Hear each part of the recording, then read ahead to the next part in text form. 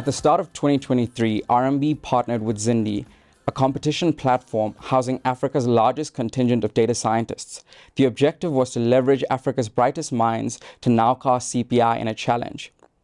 We're entering into the final stage of the Nowcasting CPI challenge, and with us is a Zindi participant, Alex. Tell us a little bit about yourself and how you found yourself in data science. I was studying to become a chef. I was going to culinary school. Then, for me personally, life was not as linear as I had hoped it to be.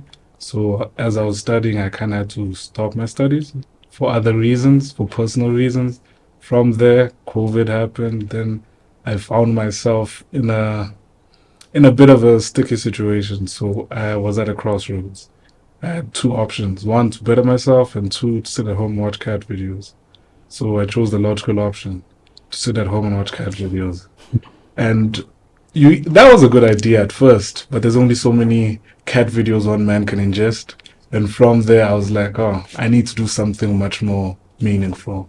Then from there, luckily for me, I was actually exposed to a lot of computers growing up. So I was already in the IT space. I just didn't study it as a subject. Well, I didn't finish my degree as a formal qualification. I just learned what I could when I could. And then post the situation I found myself in, I was like, oh, how can I improve myself? That being said, that's when I found myself for the last half a decade, if not more, inside the data space, continuously learning, improving, and implementing what I have done.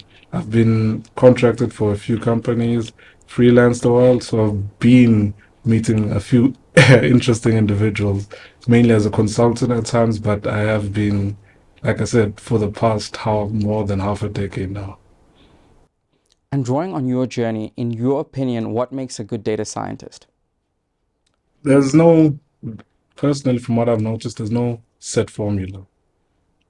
Obviously, one data science, it's like from person to person, everybody's different in their own way, shape, and form. Only thing I'd say that maybe might help you in the long term is curiosity. Just be curious and passionate about what you do, how you do it.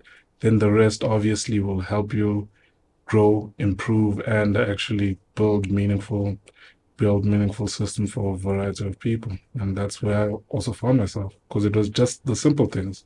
I was curious about a certain data set. I decided, oh, let me try work on a project here. Worked on a project here, implemented a couple of solutions for a few people, and from there, the rest, as they say, is history. I'm still at the beginning of everything, but it's been a real interesting journey. And what valuable lessons have you taken from the RMB CPI Nowcasting Zindi challenge? One thing from the onset, it felt, for me personally, it felt a bit normal. The competition felt a bit normal. But as we progressed to the fourth and the fifth challenge, I actually noticed that now we were just told, but we're expected to pull the data ourselves.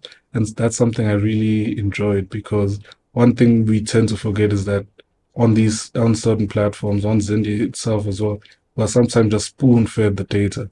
We're not told how to pull it, where to pull it, and as opposed to the real life situation where you have to decide where we're getting the information from.